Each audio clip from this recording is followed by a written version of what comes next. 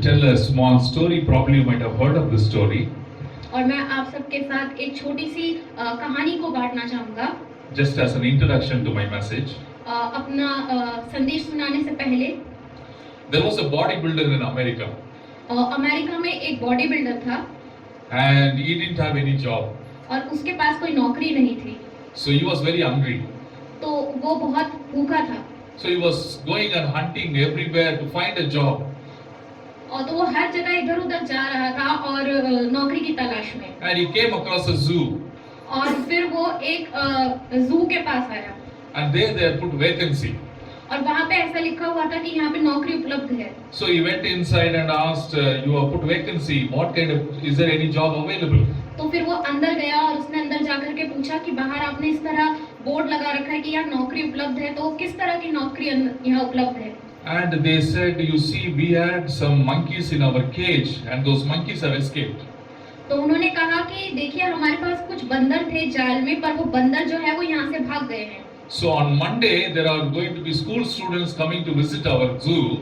तो सोमवार को जो है हमारे जू में स्कूल के बच्चे आएंगे। And you have to put on this gown of a monkey and the mask of the monkey and entertain them like a monkey. तो आपको बंदर के कपड़े पहन के बंदरों जैसी हरकत करनी है उन बच्चों के सामने। And Monday came. और फिर सोमवार आया। This guy was very hungry, so whatever job was available, he took it. तो क्योंकि वो भूखा था तो जो भी उसको नौकरी मिली वो उसने ले ली। So he wore all the garments on Monday. तो उसने वो बंदर के कपड़े जो है पहन लिए। And the children came and they gave peanuts, they gave banana. He was jumping, dancing, doing all this stuff. तो बच्चे आए, उन्होंने मूंगफली के दाने फेंके और उन्होंने केला फेंका, तो उसने बंदरों की तरह उसे उठा लिया और वो नाचा कूदा। So he ate good peanuts and banana and doing all this dance. तो उसने वो मूंगफली खा ली और उसने वो केला भी खा लिया और वो बंदरों की तरह उछलने कूदने लगा। There was one rope hanging.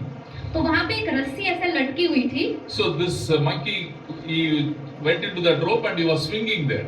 तो वो जो है रस्सी पकड़ के झूलने लगा। Suddenly he swung so fast, went and fell into the cage of a lion. तो वो एक बार वो इतनी तेज झूला कि वो एकदम झूल करके एक शेर की गुफा में जाकर के गिर गया। And he was very afraid. He said, "Lion, lion, save me, help!"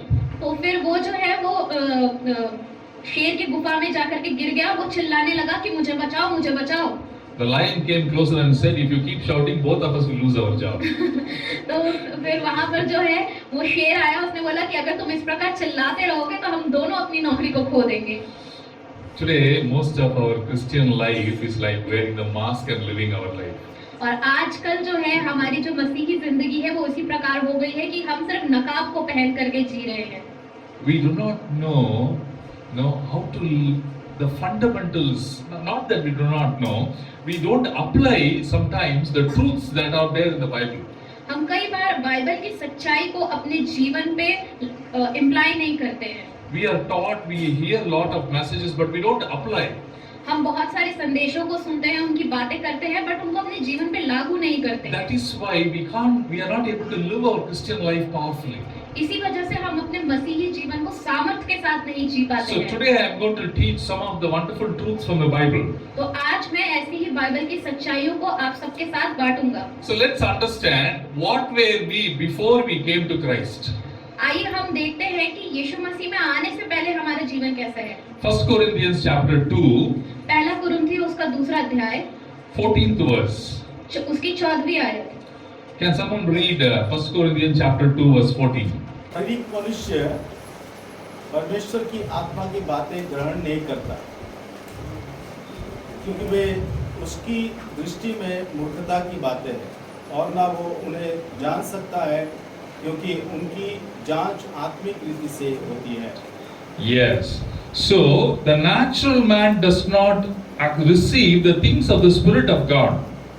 तो जो शारीरिक इंसान है उसको जो है आत्मा की चीजें प्राप्त नहीं होती हैं। For their foolishness to him.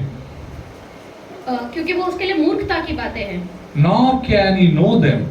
क्यों वो उन्हें नहीं जान सकता। For they are spiritually discerned. क्योंकि वो आत्मा की बातें हैं। So everyone who is born in this world is a natural man.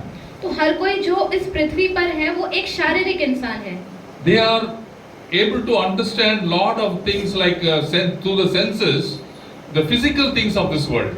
तो वो अपने शरीर के द्वारा इस दुनिया की बहुत सारी चीजों को समझ सकते हैं, But the spiritual things when we tell, they don't understand.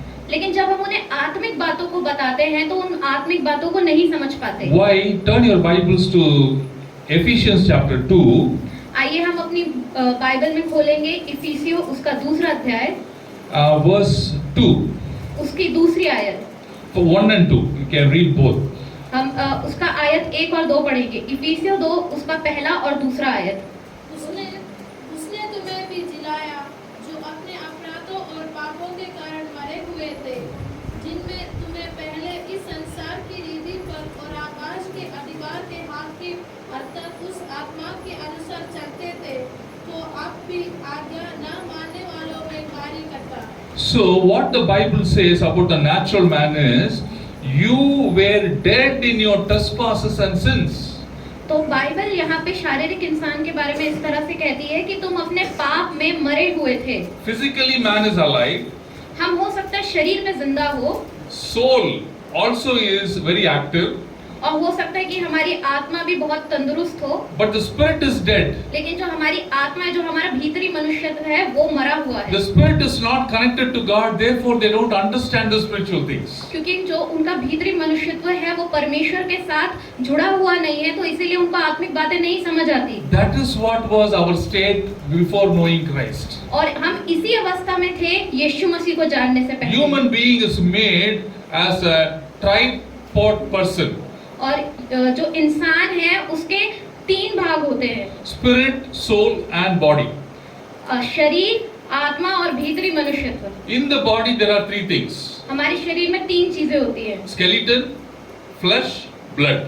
और हमारे शरीर भी 3 भागों से बना हुआ है, हड्डियां और मांस और लहू। So this is how the God has made our body. और इस प्रकार से परमेश्वर ने हमारे शरीरों को बनाया है। And what about the soul? और हमारी आत्मा का क्या? Soul has intellect, हमारी आत्मा के पास से बुद्धि है, emotion और उसके पास भाव है, and willpower. और उसके पास एक विवेक है। So the soul is the one that thinks and imagines and chooses, feels and makes decisions. तो हमारी आत्मा है जो चीजों को महसूस करती है और निर्णयों को लेती है और बाकी चीजों में अपनी बुद्धि को लगाती है। And the spirit, when we come to the spirit, और जब हम आत्मा में आते हैं there is intuition, तब हमारे अंदर विवेक आता है, conscience, अ, manasakshi, conscience, हाँ, मन साक्षी, and there is intuition, conscience and communion. सहभागिता। So in the spirit God speaks. और परमेश्वर जो है वो आत्मा में बात करता है। God communicates to the spiritually born man in the spirit, and that is how we understand the spiritual things. और परमेश्वर जो है वो हमारे आत्मिक मनुष्य से बात करता है, इसी प्रकार हम आत्मा में परमेश्वर के साथ जुड़ पाते हैं। So when the natural man is born, he doesn't understand spiritual things because spiritually he is dead. तो जब एक व्यक्ति पैदा होता है शरीर में, तो वो आत्मा की बातों को नहीं समझ पाता क्योंकि वो आत्मा में मरा हुआ है। So this happened when Adam sinned. The relationship with God was disconnected. From then on, everyone born to Adam are dead in sin. तो इसी प्रकार जब आदम ने पाप किया तो जो उसका रिश्ता था परमेश्वर के साथ वो टूट गया। इसी प्रकार तो आदम के बाद जो भी पैदा हुए हैं वो सब आत्मिक रूप से मरे हुए हैं। So that is why they don't understand the God, understand who the living God is. इसी प्रकार से वो ये नहीं जान पाते कि जीता परमेश्वर कौन है। And in our life, somebody came, a pastor came, or maybe through the TV when we were watching, somebody shared the message that you are dead in sin, you have to be born again. और इसीलिए परमेश्वर के किसी दास ने या फिर हमने TV में देखा होगा तो उन्होंने इस वचन को इस प्रकार से शेयर किया कि हम आत्मा में मरे हुए हैं और हमें फिर से जन्म लेना आत्मा में जरूरी है। How to be born again? और फिर से जन्म कैसे ले सकते हैं? Jesus talking to Nicodemus said, you being a Pharisee and a teacher, don't you know these things? How? Unless you are born again, you cannot see the kingdom of God. और यीशु मसीह ने निकोदेमुस से इस प्रकार कहा कि तुम फरीसी होकर के इस बात को नहीं जानते कि तुम्हें फिर से जन्म लेना जरूरी है। That which is born of the flesh is flesh, that which is born of the spirit is spirit. जो शरीर से जन्मा है वो शरीर का है और जो आत्मा से जन्मा है वो आत्मा का है। So when Jesus was talking to Nicodemus, he said, Nicodemus asked, how can these things be? तो जब यीशु मसीह निकोदेमुस से बात कर रहे थे तो निकोदेमुस परमेश्वर से पूछता है कि ये सब कैसे हो सकता है? Can a man go back to his mother's womb and be born again once again? तो क्या कोई व्यक्ति वापस से अपनी माँ के गर्भ में जाए और फिर से जन्म को ले? He was thinking naturally. वो शारीरिक रूप से सोच रहा था, But Jesus was telling spiritual truth.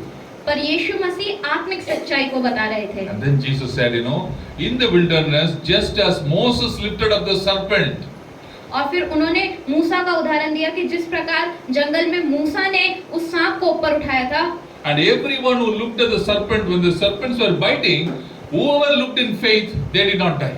और फिर जिन भी लोगों को सांप ने डसा था, जब उन्होंने उस सांप की तरफ देखा तो वो मरे नहीं। You know that story, right? आपको ये कहानी पता है? Yes. Just like that, Son of Man, Jesus Christ, will be lifted up on the cross. और इसी प्रकार मनुष्य का पुत्र यीशु मसीह क्रूस पर ऊपर उठाया जाएगा। And whoever believes in him is born again. और जो कोई उस पे विश्वास करेगा वो दोबारा जीवन को प्राप्त करेगा। That is how you are born again. और इसी प्रकार आप नए जन्म को लेते हैं। We did not do some act and be born. हम कुछ काम को करके दोबारा जन्म नहीं लेते। We believed and we are born again. और हम विश्वास करते हैं और फिर हम परमेश्वर के जीवन को पाते हैं। This is the truth. यही सच्चाई है। Now turn your Bibles. We are going to see something very important now. हम अपनी बाइबलों में जाएंगे, हम कुछ बहुत important 2 Corinthians chapter 15 verse 17. Come to 2 Corinthians chapter 5 verse 17. दूसरा कुरिन्थियों उसका 5वां अध्याय उसकी 17वीं आयत। इसलिए यदि कोई मसीह में है तो वह नई सृष्टि है। Yes. पुरानी बातें बीत गईं, देखो सब बातें नई हो गई हैं। Therefore, if anyone is in Christ, इसीलिए अब जो कोई मसीह में है he is a new creation. वो एक नई रचना है। Old things have passed away. पुरानी बातें बीत गई, Behold, all things have become new. देखो सब बातें नई हो गई है। If anyone is in Christ, जो कोई मसीह में है, what does that mean? इसका क्या मतलब हुआ? How did we come into Christ? हम मसीह में कैसे आते हैं? You know what happened? आपको पता है क्या होता है? Everyone who is born in this world is Adam's children. हर कोई जो इस संसार में जन्म लेता है वो आदम की संतान They है। are in Adam वो आदम से निकले हुए हैं because they are born in the normal, natural human way. क्योंकि वो मनुष्य की रीति से जन्म लेते हैं। So everyone who is born is Adam's child. तो हर कोई जो उत्पन्न होता है वो आदम की संतान है। When a person receives Jesus Christ, लेकिन जब कोई यीशु मसीह को ग्रहण करता है, you know what God does? पता है परमेश्वर क्या करता है? God removes that person from Adam.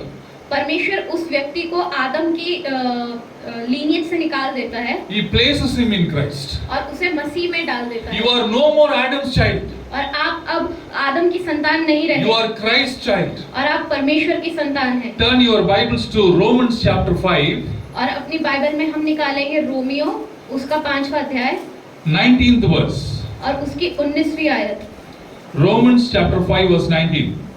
Romeo उसका 5 उसकी 19। जैसा एक मनुष्य की आज्ञा न मानने वाले से बहुत लोग पापी ठहरे, वैसे ही एक मनुष्य की आज्ञा मानने से बहुत लोग धर्मी ठहरेंगे। So by one man's disobedience many were made sinners. तो एक व्यक्ति के आज्ञा न मानने से बहुत लोग पापी कहलाए। So also by one man's obedience many will be made righteous. तो एक व्यक्ति के आज्ञा मानने से बहुत लोग धर्मी So who कहलाएंगे। is this one man's disobedience? Who is it talking about? तो जब ये एक व्यक्ति के आज्ञा न मानने की बात करता है तो किसके बारे में बात कर रहा है? Adam, very right. It's talking about Adam. Through one man's disobedience, everyone became disobedient एक व्यक्ति के अनाज्ञाकारिता से हर कोई अनाज्ञाकारी बन and गया were made sinners. और फिर वो पापी कहलाए। So also और इसी प्रकार by one man's obedience, एक व्यक्ति के आज्ञा मानने से many will be made righteous. बहुत लोग जो है धर्मी कहलाए And who जाएंगे। is this one man? और ये एक व्यक्ति कौन है? Jesus Christ. Yeshu Masih. So when Jesus Christ obeyed the Lord, went to the cross, paid our penalty, you know what happened? He already earned salvation for everybody. जब यीशु मसीह ने पिता की आज्ञा को माना, हमारे लिए क्रूस पर चढ़ाया गया, तो उसने हम सब के लिए उस माफी को ले लिया। So he earned the salvation. Therefore, when a person believes in Jesus, God takes that person from Adam and places in Christ. और इसी प्रकार से यीशु मसीह ने हमारे लिए उस सैल्वेशन को मोल ले लिया कि जो कोई विश्वास करता है, परमेश्वर उसको आदम से निकाल के मसीह में जोड़ देता है। Read one verse. John chapter 1 verse 12. You must be knowing by memory. John's Gospel chapter 1 verse 12. यूहन्ना उसका 1:12।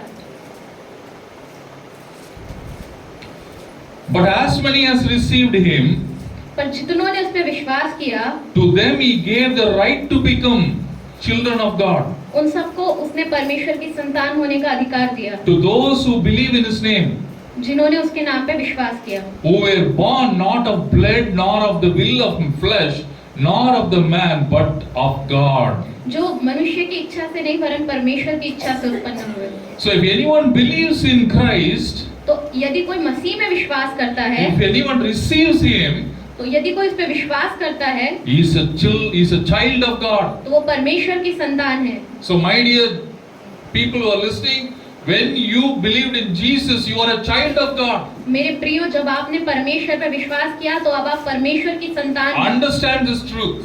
इस सच्चाई को समझ लें। Sometimes the enemy will come and tell you, no, you see what kind of life you are living.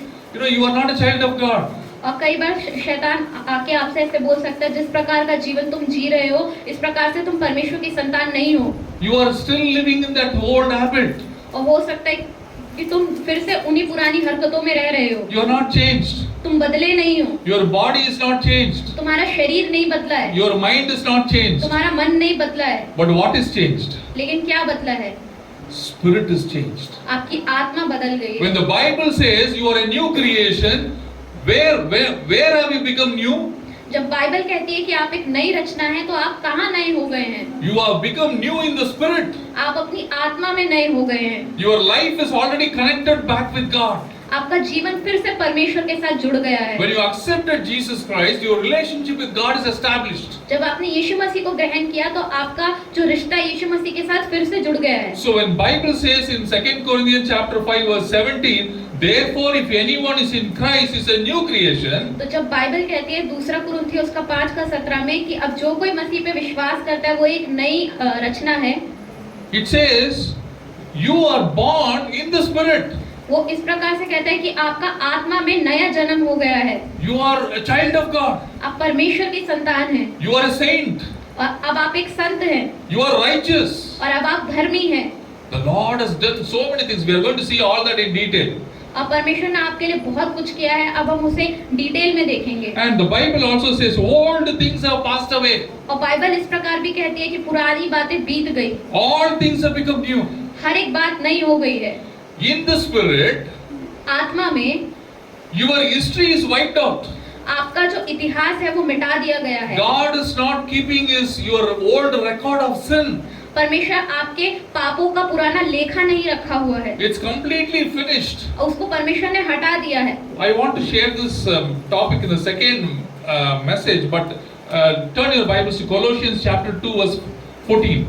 कुलूसियुस का दूसरा अध्याय निकालेंगे। Colossians chapter 2 verse 14. कुलूसियुस का दूसरा अध्याय इसकी 4वीं आयत।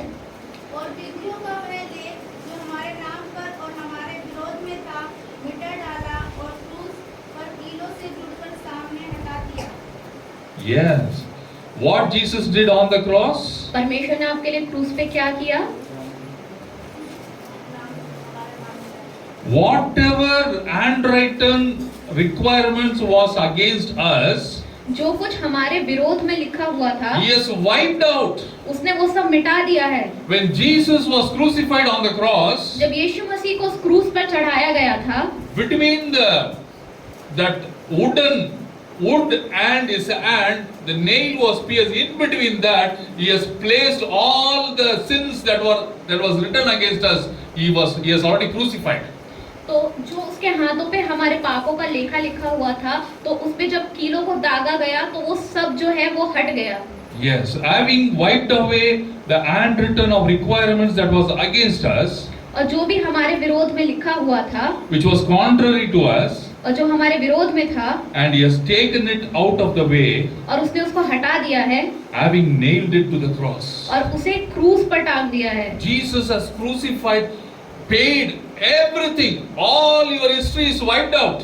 और यीशु मसीह ने आपके तमाम पापों को, तमाम अपराधों को उस क्रूस पर ले लिया और उन्हें मिटा दिया है। A born again child of God is as the right, just like when Jesus before the tomb of Lazarus, he said, Father, I know that you always hear my prayer.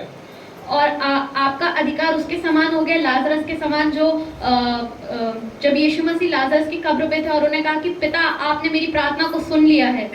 Similarly, every born again child's prayer, always the Father listens. और इसी प्रकार हर एक जो नया जन्म लिया हुआ है उसकी प्रार्थनाओं को परमेश्वर इसी प्रकार सुनता You है। can come boldly to the presence of God. आप परमेश्वर की सम्मुख हियाव के साथ आ सकते हैं। Whatever may be your situation, आपकी कोई भी परेशानी, whatever may be your problem, आपकी कोई भी दिक्कत क्यों ना you हो, can tell him boldly, और आप उसको हियाव के साथ बता सकते हैं, Lord, this is my situation. हे परमेश्वर ये मेरी दिक्कत है I'm going through this trouble. और मैं इस परेशानी से गुजर रहा Help हूँ, me.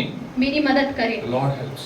और परमेश्वर आपकी मदद करता है। If you take the mobile, अगर आप मोबाइल फोन को लें just dial the number और आप उस पे नंबर को डायल करें and just click enter. और अगर आप उसको एंटर करें, Even if a person is in London, और चाहे वो व्यक्ति लंदन में ही क्यों ना हो, even if he is in America, और चाहे वो अमेरिका में ही क्यों ना हो, some thousands of miles away from us, हो सकता है हमसे हजारों किलोमीटर दूर हो, but the moment you press enter, the call rings and he says hello from that end. और आप जैसे ही बटन को दबाते हैं वो कॉल लग जाता है और वो व्यक्ति वहां से बोलता है हेलो, You can communicate. और आप इस प्रकार बात कर सकते हैं। This technology was already operating even from the Old Testament time. और ये जो टेक्नोलॉजी है ये हम देखते हैं पुराने नियम के समय से चली आ रही है। Abraham, Moses, they all knelt down and called God.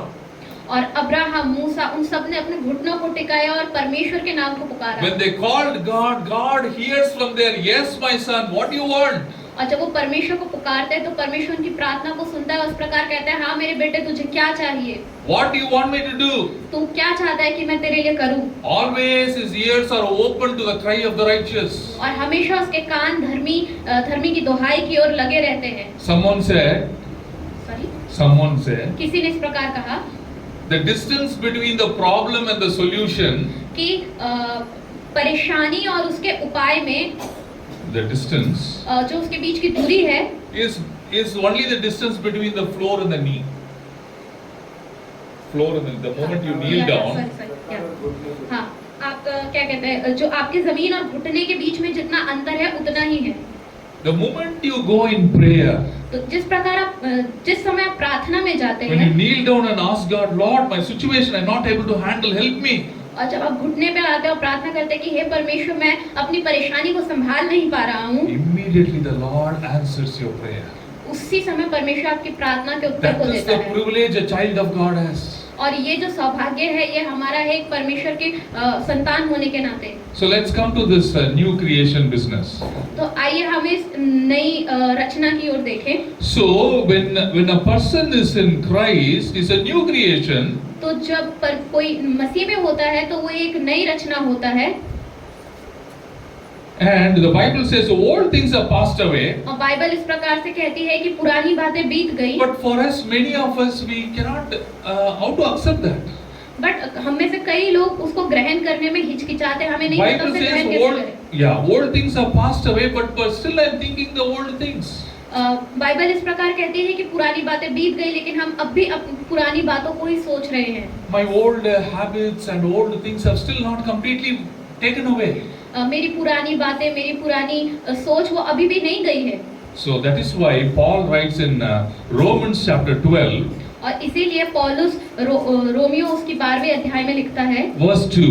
उसकी दूसरी आयत, He says, "Do not be conformed वो कहता है इस संसार के सदस्य ना बनो, परंतु तुम्हारे मन के नए हो जाने से तुम्हारा चाल चलन जो बदल जाए, जिसकी तुम परमेश्वर की भली और भावती और सिद्ध इच्छा अनुभव से मालूम करते रहो।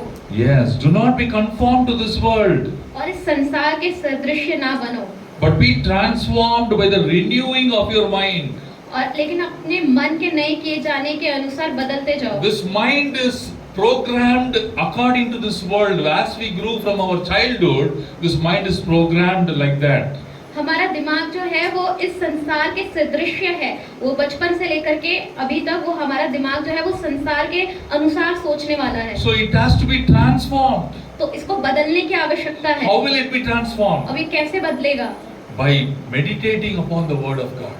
परमेश्वर के वचन पे मन लगाने The से। psalmist writes, his delight is in the law of the Lord. He meditates in it day and night. और भजनकार इस प्रकार से लिखता है कि उसका जो आनंद है वो परमेश्वर के वचन पे है, वो दिन रात उसी पे मन लगाए रहता है। Yes, he meditates in it day and night. वो उसी पर अपना मन दिन और रात लगाए रहता So है। the word of God should go deep inside. तो परमेश्वर का वचन हमारे अंदर जाने की The आवश्यकता verses है। I am telling you, meditate upon that again and again. जो परमेश्वर की आयत परमेश्वर के दास आपको बता रहे हैं उसके ऊपर मन लगाने की आवश्यकता है। Reflect on those thoughts. और उन पे मन को लगा, उन पे अध्ययन करें। And it also says that you may prove. So once your mind is transformed, then you will prove what is the good and acceptable and perfect will of God. तो जब आप परमेश्वर की बातों पे मन लगाते हैं तो जो बात उचित है और जो बात सही है आप उसको करते हैं। So every person, what we have to do, if we have to really experience a new creation experience, we have to fill our mind with the word of God. तो यदि हमें परमेश्वर की नई रचना को एक्सपीरियंस करना है तो हमें अपने मन को परमेश्वर के बातों पे लगाने की आवश्यकता है। So the Bible tells, when the word of God tells something, believe it. तो परमेश्वर का वचन यदि आपको कोई बात को बताता है तो उस पे विश्वास करें। Once when Billy Graham was preaching, तो एक बार जब बिली ग्राहम प्रचार कर रहे थे, he said, if the Bible says the whale swallowed Jonah, believe it.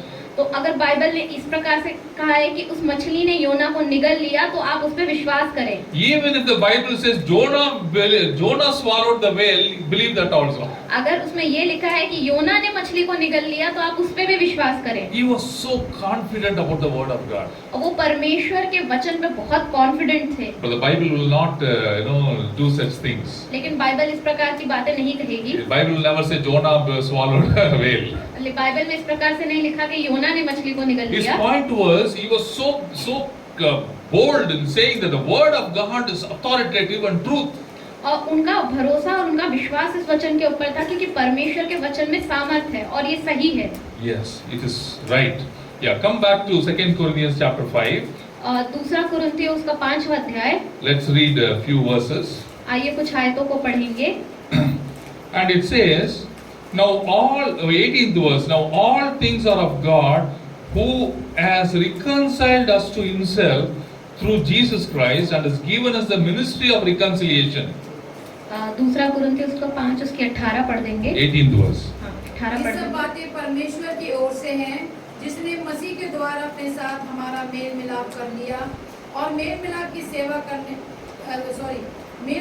सेवा में हमें सौंप दी गई है। So not only Christ has reconciled us, तो परमेश्वर ने हमें अपने आप से ही नहीं मिलाया है। what is the meaning of reconciliation? फिर से मिलाप करना। We were enemies. हम दुश्मन थे। Now Christ has paid the penalty of all our sins. अब परमेश्वर ने हमारे उस पापों के मोल को चुका दिया है। Now God is inviting. अब परमेश्वर हमें बुला रहा है। Come, आओ, let us reason together. आप साथ में मिलकर बातचीत करें। Whatever may be your sin, or whatever, even if your sins are like scarlet, हो सकता है आपके पाप लाल रंग के ही क्यों ना हो। let us come and discuss. आइए बैठे और बातचीत करें। For your sin, my son has died on the cross. क्योंकि तुम्हारे अपराधों के लिए मेरा बेटा उस क्रूस पे चढ़ाया गया। Will you accept his offer? क्या आप उसके उस ऑफर को एक्सेप्ट करेंगे? You don't have to do anything. आपको कुछ करने की आवश्यकता He has नहीं। already finished. उसने आपके लिए सब कुछ कर दिया है। All that you have to do is आपको सिर्फ इतना करना है, accept him as your Savior and Lord, उसको अपने उद्धारकर्ता के रूप में ग्रहण करने की आवश्यकता है and you will become child of God. और आप परमेश्वर की संतान बन जाएंगे। There is this transaction on the cross happening. और ये क्रूस पर ये लेन देन चल रही है। Come to verse 21. 21वीं आयत पे आएंगे। 2 Corinthians chapter 5 verse 21. दूसरा कुरिन्थियों का 5वां अध्याय 21वीं आयत। जो पाप से अज्ञात था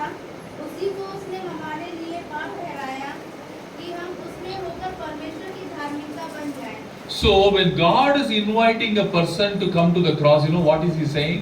जब परमेश्वर किसी को क्रूस के पास बुलाता है तो इसका मतलब क्या हुआ? The Son was made sin on the cross उसके बेटे को उस क्रूस पर पाप बना दिया गया, for your sake and my sake. आपके और मेरे खातिर। He became sin. वो पाप बन गया। How did he become sin? और वो पाप कैसे बन गया? This is a miraculous act of God. और ये परमेश्वर का एक चमत्कार है। Jesus never committed sin. हम नहीं जानते क्योंकि यीशु मसीह ने कभी पाप नहीं He किया can never commit sin. और वो पाप नहीं कर सकता He is impeccable. और वो एकदम साफ है, He can never commit sin वो पाप नहीं कर सकता because he is born of a virgin. क्योंकि वो कुंवारी के द्वारा जन्म लिया, No connection of a man. कोई मनुष्य के साथ रिश्ता ही नहीं, He can never commit sin. वो कभी पाप नहीं कर सकता। But the Bible says लेकिन बाइबल इस प्रकार कहती है, God made him sin who knew no sin. परमेश्वर ने उसको हमारे लिए पाप ठहरा दिया। How did he become sin? और वो कैसे पाप बन गया? You know what happened on the cross? आपको पता है उस क्रूस पर क्या हुआ? When Jesus was hanging on the cross, जब यीशु मसीह को उस क्रूस पे लटकाया गया था, suddenly something happened. उस समय कुछ हुआ। Jesus is saying, my God, why have you forsaken me? यीशु मसीह इस प्रकार से कहता है कि हे मेरे प्रभु, तूने मुझे क्यों त्याग दिया? Oh, I'm going to talk this in the next session also. और इसके बारे में भी हम But I just दूसरे want to सेशन give में this point here.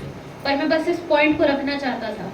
God made Jesus sin और परमेश्वर ने यीशु मसीह को पाप बना दिया without him committing any sin. और बल्कि उसने कुछ पाप किया भी नहीं था। You see the cry.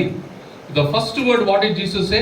Father, forgive them. Father, the relationship is still there with God. और अगर पहली उस वाक्य को देखते जो यीशु मसीह ने क्रूस पे बोला था तो उसने कहा कि हे पिता इनको क्षमा कर। तो हम यहाँ पे देखते हैं कि अभी भी He's उसका saying, रिश्ता है। Father. वो कह रहा है पिता। But here he is crying, my God, why have you forsaken me? लेकिन यहाँ पे हम देखते हैं फिर वो कहता है कि हे मेरे प्रभु तूने मुझे क्यों त्याग दिया The है? Bible says God turned his face away from Jesus. और बाइबल इस प्रकार से कहती है कि परमेश्वर ने अपने मुख को यीशु मसीह से मोड़ लिया था। What happened? क्या हुआ? Jesus became sin. यीशु मसीह पाप बन गया। It is not sin was placed on him. इस प्रकार नहीं कि उसके ऊपर पाप को रख दिया गया, He became sin. वो खुद पाप बन गया। How to understand this? हम ये कैसे समझ सकते हैं? He is feeling guilty. और उसे ग्लानि महसूस हो रही है He is feeling afraid. और उसे डर लग रहा है He is feeling condemned. और उसको अपने पर पाप का दंड महसूस हो रहा है। Yes, Jesus is crying as a forsaken sinner. और यीशु मसीह एक प्रकार त्यागे हुए पापी के समान यहाँ पे चिल्ला रहे हैं। Why? किस लिए? God made him sin.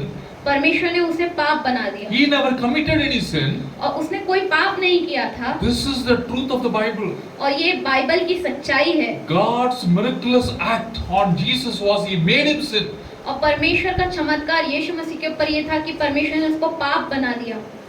In the same manner, और इसी प्रकार we who have not committed any righteous deeds, हमने भी कोई अच्छा या भले काम नहीं किए थे, we are made righteous. हमें धर्मी बना दिया गया। See what the word says? यहाँ पे देखिए वचन क्या कहता है? God made him who knew no sin to be sin for us, that we might become the righteousness of God in him. 21, verse 21. जो पाप से अज्ञात था उसी को उसने हमारे लिए पाप ठहराया कि हम उसमें होकर परमेश्वर की धार्मिकता बन जाएं। Yeah, we can become the righteousness of God. हम परमेश्वर की धार्मिकता हैं। How did we become righteous? और हम कैसे धर्मी बन गए? Because of our good deeds? हमारे अच्छे कामों के कारण। We did so many good work. Is that how we have become righteous? हमने बहुत सारे अच्छे काम किए और इसलिए हम धर्मी बन गए। How did we become righteous? हम कैसे बन गए धर्मी? This is again the miraculous act of God. और ये भी परमेश्वर का एक चमत्कार है। We were sinners, हम पापी थे dead in our trespasses, और हमने बहुत अपराधों को किया। but when we come to the cross, लेकिन जब हम क्रूस की ओर आते हैं, what God does is परमेश्वर क्या करता है? takes all our sin हमारे सारे सारे पापों को ले लेता है puts it into the account of Jesus, और यीशु मसीह के खाते में डाल देता है takes all his righteousness और यीशु मसीह की सारी and धार्मिकता puts को it into लेता our है account. और हमारे खाते में डाल देता The है sinless one became sin, और जिसने पाप नहीं किया था वो पाप बन the गया righteousness ones become righteous. और जो धर्मी नहीं थे वो धर्मी बन गए This is a transaction. और ये लेन देन हुई थी। Do you want to believe in your own good deeds क्या आप सिर्फ अपने धर्मी कामों पे विश्वास करना for चाहते your हैं salvation, अपने उद्धार के लिए for your eternal life with Jesus? और अपने अनंत काल के जीवन के लिए, Or do you want to trust in what God has done through His Son, Jesus Christ, on the cross? या आप परमेश्वर ने जो अपने बेटे यीशु मसीह के द्वारा क्रूस पे किया उस पे आप विश्वास करना चाहते हैं? When I came inside, और जब मैं अंदर आया, Pastor Millen showed me the chair. Paswan ने मेरे को इस कुर्सी को दिखाया। He said, "You can sit here." उन्होंने कहा कि आप इधर बैठ सकते हैं। I didn't go and examine the chair. मैं जाकर के वो कुर्सी को देखने नहीं लगा Will this chair hold me? कि क्या ये कुर्सी मुझे झेल पाएगी, Is it strong enough to hold my weight? क्या ये इतना मजबूत है कि मेरे वजन को उठा लेगी। I didn't examine. मैंने उसकी देखा ताकि नहीं की। He told me to sit. उन्होंने कहा कि यहाँ बैठ I जाइए comfortably sat. और मैं आराम से बैठ गया I trusted His word. और मैंने उनके वचन पे विश्वास किया I trust the chair. और मैं उस कुर्सी पे विश्वास किया It's a simple faith. और ये बहुत आसान सा विश्वास है। When we go to a hotel, और जब हम होटल जाते हैं we just order. और हम सिर्फ आज्ञा देते हैं, In ऑर्डर South देते हैं। India, we order idli, vada, dosa, and all that. हम साउथ इंडिया में इडली वड़ा ऑर्डर ये सब करते हैं And you order pav bhaji and all that in North here. और नॉर्थ में यहाँ पे लोग पाव भाजी वगैरह ऑर्डर करते हैं। Do we go and check any time that cook was cooked? Has it cooked it clean? क्या हम पीछे जाकर के किचन में देखते हैं कि उसने खाना कैसे बनाया? We don't ask it. We don't question all that. हम ये सब नहीं पूछते। We trust you would have done well. हम विश्वास करते हैं कि उन्होंने अच्छा किया होगा। In these matters where we cannot trust, we trust. इन सब मामलों में जब हम भरोसा नहीं कर सकते लेकिन हम भरोसा करते हैं, But God is saying, लेकिन जब ये परमेश्वर इस प्रकार से कहता My है son has finished the salvation. कि मेरे बेटे ने तुम्हारे लिए उद्धार के काम को पूरा कर दिया है, Will you trust him? क्या आप उस पे विश्वास करेंगे? You don't have to do anything. आपको कुछ करने की He आवश्यकता has नहीं finished है। everything. उसने आपके लिए सब कुछ पूरा All कर that दिया you have है। to do is place your faith on him. आपको सिर्फ अपने विश्वास को उसके ऊपर रखने की आवश्यकता है And this faith will take you to eternity forever and ever with God. और ये विश्वास आपको परमेश्वर के साथ अनंत काल के जीवन में लेके चलेगा। You know, every religion in the world is teaching this. और आपको पता है इस दुनिया में हर एक धर्म जो है इसी बात को बता रहा है Do this. Do good. Don't do bad. कि आप अच्छे काम को करें, बुरे काम को ना करें। Every religion teaches that.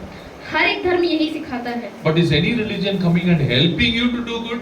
पर क्या कोई धर्म आपकी आकर के मदद कर रहा है उस अच्छे काम को करने के They लिए? don't see the details in a human being. वो किसी भी इंसान के अंदर डिटेल को नहीं देखते हैं We are with sin nature. और हम पाप से भरे हुए हैं Everyone says do good. और हर कोई कहता है कि अच्छे काम But को can we करें। do good to the extent that God's perfect standard? पर क्या हम इतना अच्छा कर सकते हैं कि हम परमेश्वर के उस कांटे पे खरे ठहरे? No, we have sin nature. नहीं, हमारा जो नेचर है वो सिन का है, We पाप का है cannot do that perfect good. और हम परमेश्वर के सामने खरे नहीं ठहर सकते। You know what Christianity teaches? आपको पता है मसीहत क्या सिखाती है? It is done. कि It is done.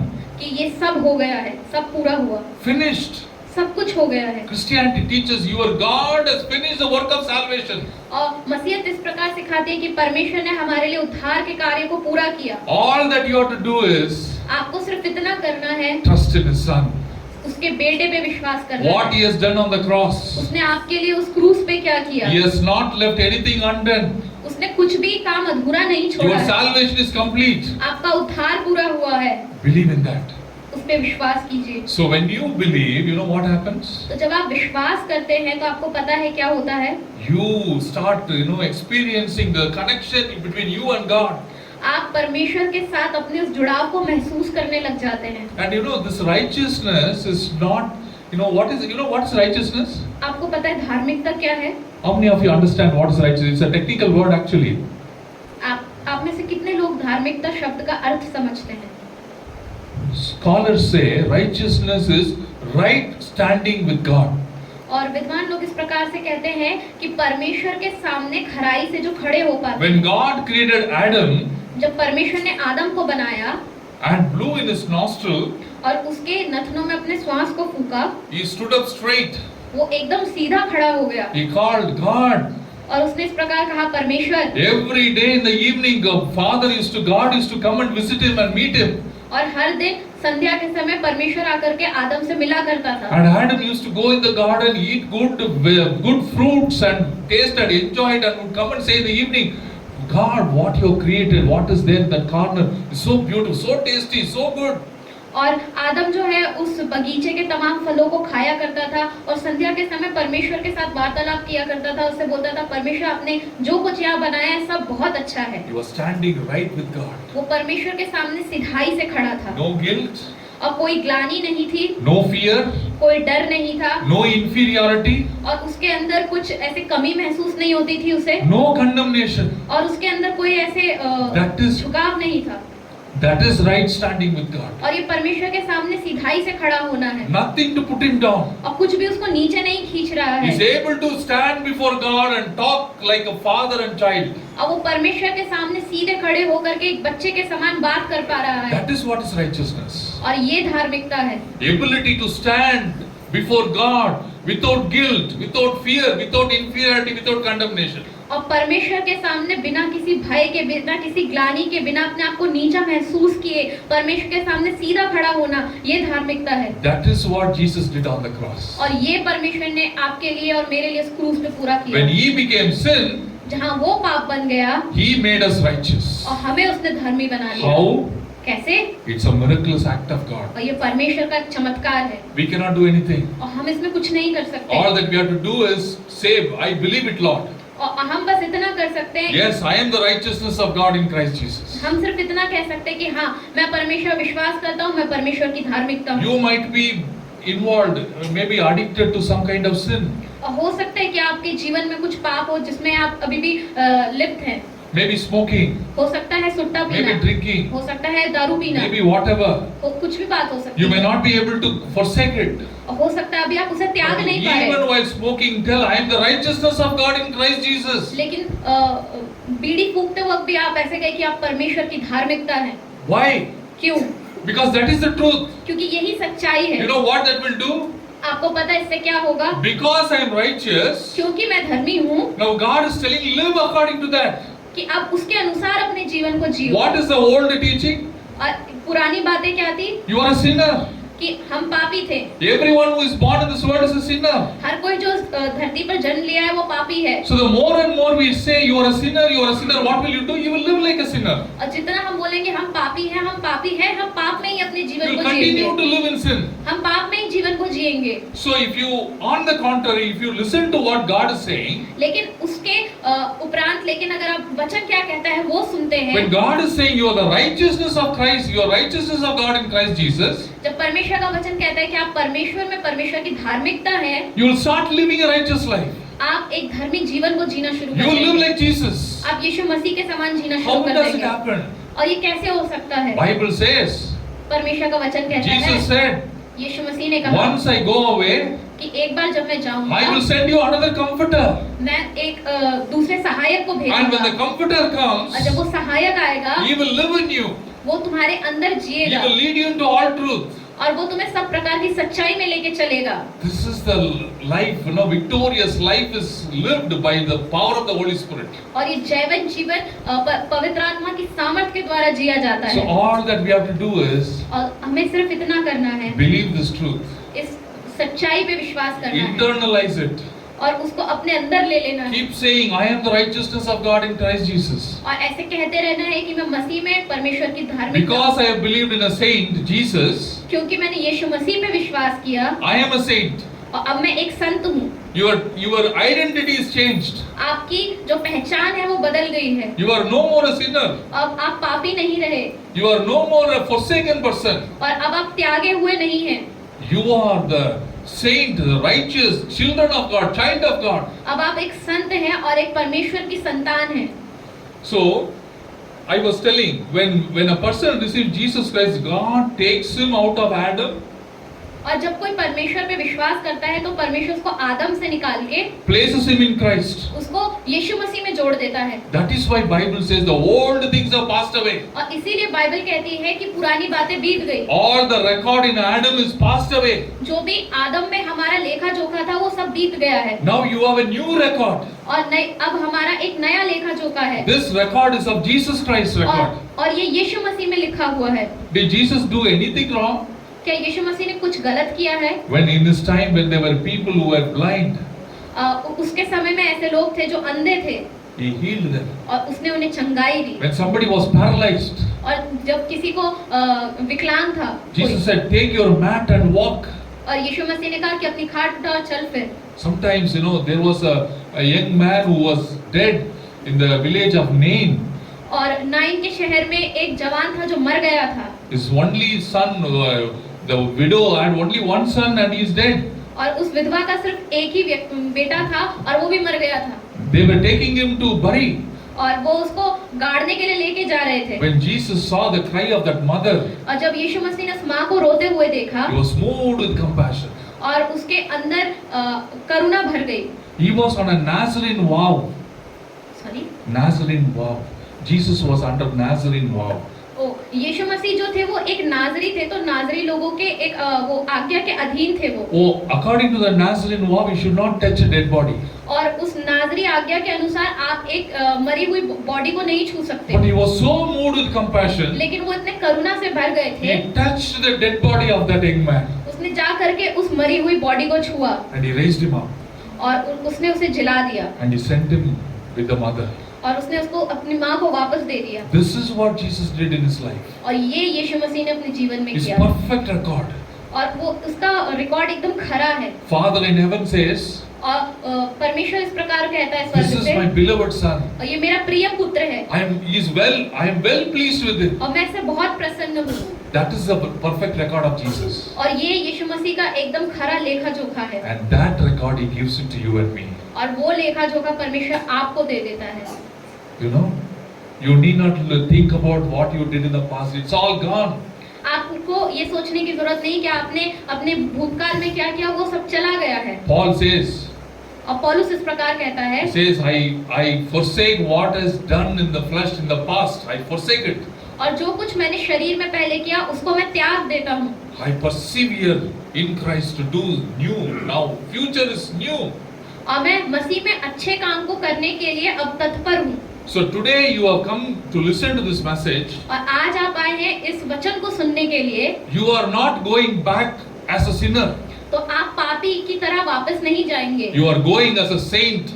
आप एक संत के समान जाएंगे। You are going as a righteous person. और आप एक धर्मी व्यक्ति के समान You जाएंगे। are going as a new creation. और आप एक नई रचना के समान जाएंगे। Now when you confront issues and problems, और जब आपके जीवन में दिक्कत या परेशानी आती है, what do? आप क्या करेंगे? You are going to overcome. आप उन पे जय पाएंगे। So when I go to the second part of my message, तो जब हम दूसरे आज के भाग में I will go into जाएंगे that details. और हम इन बातों को डिस्कस But think करेंगे। about it. पर इसके बारे में सोचिए। Understand what Jesus has told in His Word. यीशु मसीह ने अपने वचन में क्या कहा है? There is something known as in the theological realm, imputation. Imputation means putting into your account. हाँ, तो जो बाइबल स्कॉलर्स है वो उस प्रकार से इम्प्यूटेशन वर्ड के बारे में कहते हैं, जिसका अर्थ हुआ आपके खाते में डाल देना। See, our account was full of sin and all this emptiness. जो हमारा खाता था वो पाप से और खालीपन से भरा हुआ था। No righteousness in our account. और हमारे खाते में कोई धार्मिकता But नहीं in थी। Jesus' account, full of righteousness, full of holiness, full of all pure and perfect. लेकिन यीशु मसीह के खाते में धार्मिकता और पवित्रता हर प्रकार की अच्छी चीजें थी। So what Jesus does? और यीशु मसीह क्या करता है? Takes out all our old whatever was in our account. और परमेश्वर हमारे खाते से पुरानी बातों को निकाल लेता है, nails it to the cross, उसको क्रूस पे चढ़ा देता है, and whatever was in his account, और जो कुछ उसके खाते में है puts it into our account. वो हमारे खाते में डाल देता है। That's called imputation. और इसको कहते हैं खाते में डालना। So we become righteous. तो हम परमेश्वर में धार्मिकता बन गए, not by our works. हमारे कामों के द्वारा नहीं। It's a gift of God that Jesus gave. ये यीशु मसीह का एक वरदान है जो परमेश्वर ने हमें दिया है, Yes, along with salvation, और उद्धार के साथ righteousness also comes as a gift. उसका जो धार्मिकता है वो भी एक उपहार के समान हमें दिया Shall है। we praise Jesus? Say hallelujah. क्या हम परमेश्वर की आराधना Praise करें? the Lord.